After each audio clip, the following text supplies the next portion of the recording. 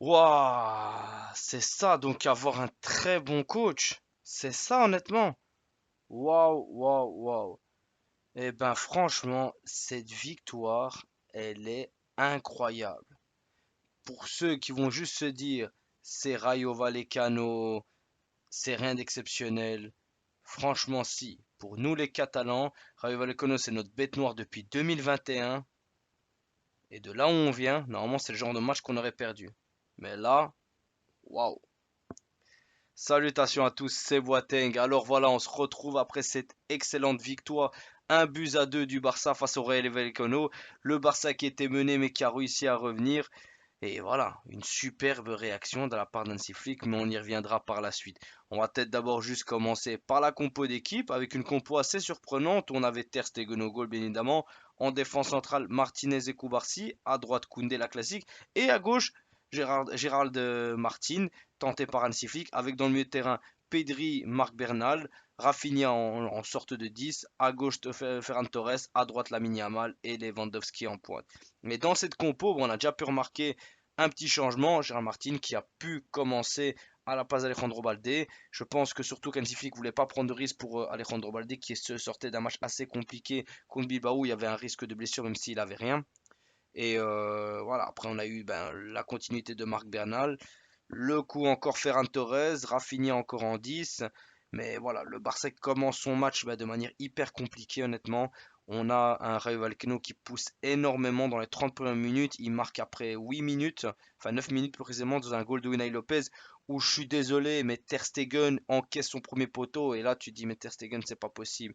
Dans ce moment-là, on a besoin de toi. Et c'est pas la première fois, honnêtement. C'est pas la première fois. Et on se dit c'est tout. On va retomber dans notre travers. Ça fait depuis 2021 qu'on n'a pas gagné contre Rayo Vallecano. Et ben on va encore perdre. C'est notre bête noire. On n'y arrivera pas. On pensait tous, vraiment on le pense tous. On s'est dit c'est tout. Ça va pas le faire. Ça va pas le faire.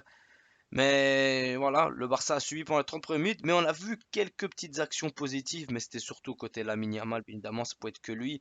En plus, on avait Koundé qui couvrait totalement le hors-jeu pour le débordement sur le côté de Gérald Martins. Et bah, on encaisse directement un goal ridicule et on se dit c'est pas possible, on retombe dans notre travers. On a bien profité les deux premiers matchs assez compliqués, bah, maintenant le troisième aura raison de nous.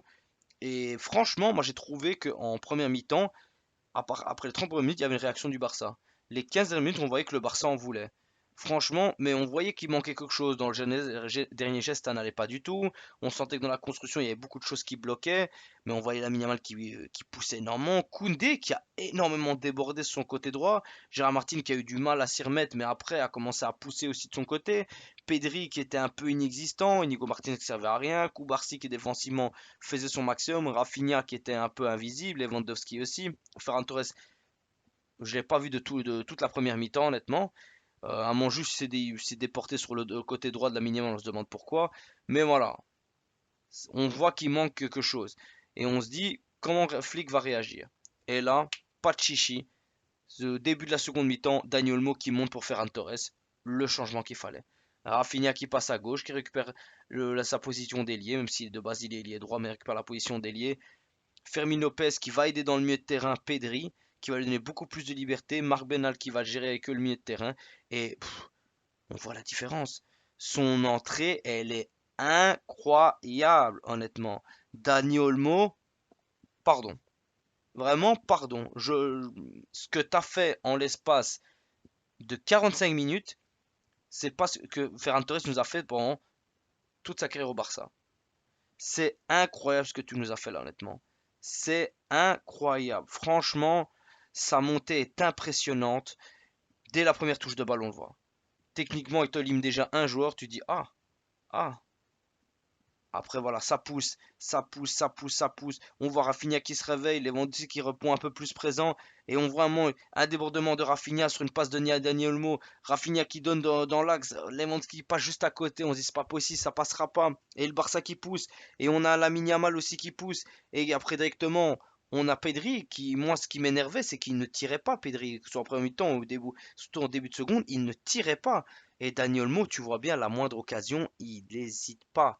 Et c'est ça dont le Barça avait besoin. Et Dani Olmo qui donne sa passe à Rafinha, Rafinha qui sert directement Pedri et Pedri qui marque. Pedri qui égalise. Pedri enfin qui tente et qui marque, honnêtement, il était temps. Un but partout. Le Barça, on sent que le Barça est dans son match, on sent que le Barça est de retour, on sent quelque chose qui a changé avec ce changement de Dani Olmo. On le sent. Et Dani Olmo, à un moment, il est côté défense Barça, il te fait un double contact sur la ligne et il passe. Mais tu vois la technique, tu vois l'assurance du joueur, tu vois que le gamin, il a pas peur. Il s'en fout. Il s'en fout réellement. À un moment, il y a une faute. Il y a une faute, directement, il joue, il prend, il tire quasiment on va dire, allez, 25-30 mètres sur la latte. Le gars, il n'hésite pas. S'il doit tenter, il tente. Et le Barça pousse. Le Barça pousse. On a Lamine Yamal qui donne, Lewandowski qui marque. Mais le but est annulé injustement. Bon, pour moi, il ne doit pas être annulé ce goal-là. Je suis désolé, le goal ne doit vraiment pas être annulé. Koundé, certes, le touche légèrement, mais il prend la balle, honnêtement. Donc, même s'il n'avait pas touché, ben, il aurait rien pu faire le gars. Il avait perdu la balle dans tous les cas. Donc, pour moi, il n'y avait pas faute. De toute façon, en plus, sur Beansport, tu avais Omar Dafouchka et Benjamin Silva qui confirmaient aussi de leur côté, qui pensaient que voilà, il n'y avait pas but. L'arbitre doit voir le VAR. Il annule le but. Mais maintenant, quand il y avait penalty sur Daniel Mou, il ne le donne pas. Enfin bref, c'est pas ça qui a stoppé le Barça. Le Barça va continuer à pousser. Lamine Yamal qui donne à Dani Olmo. Lamine Yamal qui se fait une passe décisive parce que vous venez de le deviner, Dani Olmo qui marque directement. Il est excentré, il est sur le côté, il te l'enroule magnifiquement. Franchement incroyable. Incroyable, incroyable. Et vraiment, avec Xavi, ce match-là, tu le gagnes jamais. Vraiment, tu le gagnes jamais ce match. Et Hansi Flick, il a l'intelligence et le professionnalisme de dire ouais, ouais, non, moi je vais pas commencer à attendre et voir bonne chance, la chance, qu'est-ce qui va se passer. Ferran, t'as été nul, dégage. Allez, on sort la botte d'Ani Olmo. Et ça passe, ça passe. Gérard Martin qui vraiment aussi a commencé à se réveiller, à suivre ses dynamiques d'équipe. Parce que c'était pas un match facile pour lui non plus, mais il a continué et il a pu franchement montrer le meilleur de lui-même. Et ça a été assez intéressant jusqu'à la 65e. Il sort, et après, voilà. On a même, surtout, les changements. T'as comme Fermin Lopez qui monte à la 91e, en l'espace de 2-3 minutes, techniquement, il les mange. J'espère que prochain match, il sera titulaire. En tout cas, il le mérite. J'espère vraiment qu'Ensik ne va pas l'oublier. Il a vu ça, même pour Victor. Franchement, ce qu'on voit là, il y a une telle confiance dans l'équipe, même Marc Bernal. Enfin, il y a une telle confiance dans cette équipe que je pense carrément qu'elle peut aller loin. Le problème, c'est qu'à un moment ou l'autre, on va voir les limites d'Hansi Flick. Enfin, pas limites, mais surtout ses faiblesses. Mais là, c'est une superbe réaction et c'est pas un match facile, Rayo Vallecano. Faut pas oublier que mentalement, c'est notre bête noire. Et Hansi Flick réagit très très bien. Et on le ressent que cette équipe elle est en confiance. On le ressent que malgré que Marco Stegen te met dans la mouise, qu'Inigo Martinez est un peu à la louche, ben, l'équipe réagit. Tu le sens, franchement, Lewandowski. Et surtout, plus le match avançait, plus les joueurs prenaient de la confiance et prenaient de plus en plus de puissance et de place dans le match. Franchement, Marc Bernal, vraiment en patron. À un moment, il te fait une faute plus qu'intelligente. Il prend une jaune au moment où il faut à la 92e. Pas de chichi.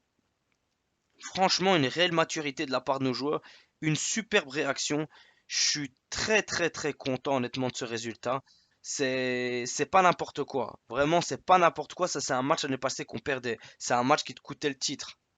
Et ça, c'est 9 points sur 9. On n'a plus fait ça depuis la saison 2018-2019, les gars. C'est incroyable. Vraiment, franchement, c'est incroyable ce que le Barça nous a proposé. Il y a beaucoup de choses, honnêtement, qui sont plus que favorables pour la suite et plus qu'encourageants. Mais ouais, Dani Olmo, homme du match, franchement, 45 minutes, il l'aura vraiment, vraiment pas volé, hein. C'est, voilà, surtout que Rayo Vallecano, c'est des bons bouchers. On espère juste que Marc Bernal soit pas blessé. Parce qu'à la fin, sur son intervention, on a senti qu'il s'est fait toucher. Mais bon, voilà. On espère, avec voilà, Lamine Yamal qui a été comme d'habitude incroyable, Dani Olmo qui répond présent, Koubarsi aussi. Enfin, franchement, nos jeunes ont été là et Koundé, j'ai trouvé qu'il se déporte enfin énormément. Sachant qu'il n'est pas défenseur droit de base, ben, il commence à faire le taf, il commence à montrer qui il est. C'est, ça fait plaisir. Surtout la réaction de Hansi Flick. Respect Hansi Flick, vraiment respect. C'est ce dont le Barça a besoin, d'un coach logique. J'ai rien à en redire sur les changements. Ça a été fait plus que logiquement et plus qu'efficacement. J'ai hâte de voir si j'espère réellement qu'il y aura une tournante pour le prochain match du Barça de ce week-end. Franchement, je pense que les joueurs ont vraiment besoin de respirer. Surtout contre Valladolid, c'est plus que prenable. Mais voilà, Hansi Flick, il a un vrai chantier. Tous ses joueurs sont quasiment blessés.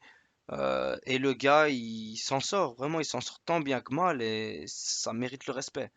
Vraiment, la confiance qu'il a apportée en l'espace de 2-3 mois, c'est waouh, waouh, waouh. Franchement, là, c'est pas des paroles en l'air, c'est. Non, on le ressent. Le Barça, dès qu'ils ont encaissé, on sentait qu'ils en voulaient. On sentait qu'ils ont dit non, non, ça passera pas comme d'habitude. Et franchement, c'est plus que plaisant. Je suis curieux de voir la suite. Vraiment, je suis très très curieux. Mais 9 points sur 9, très précieux. On passe pour le moment premier. Quoi qu'il arrive, enfin, on est premier avec voilà, la Real qui est deuxième avec 7 points. Même si l'Atlético ou le Real gagne, on reste premier. Il faut continuer à prendre le plus de points possible. Le Classico va arriver bientôt. On aura aussi l'Atlético, on aura des adversaires beaucoup plus robustes. Mais il y a deux tests auxquels tu as bien répondu présent, que ce soit Valence et Bilbao. Et là, avec Rayo Vallecano, qui était une équipe piège, qui était comme sur 4 points sur 6. Tu as répondu présent, sachant que tu étais en plus mené au score. Waouh, vraiment incroyable. Il y a beaucoup de choses un peu encore à changer. Surtout Ter Stegen qui des fois n'est pas rassurant, mais pas de grave, on prend, c'était plus que positif. Et le Barça a joué en patron et a agi en patron surtout. Enfin bref voilà, je vous remercie les amis pour l'écoute. N'hésitez pas à me dire en commentaire ce que vous avez pensé, est-ce que vous êtes soulagé ou non par cette victoire. C'est clair que voilà, je vais pas parler encore des Nico Williams ou autres, mais il aurait fait de nous une équipe incroyable, si pas une équipe invincible. Enfin bref, faut pas trop s'emballer, c'est 9 points plus que plaisant. On est très content et une très belle victoire et Visca Barça.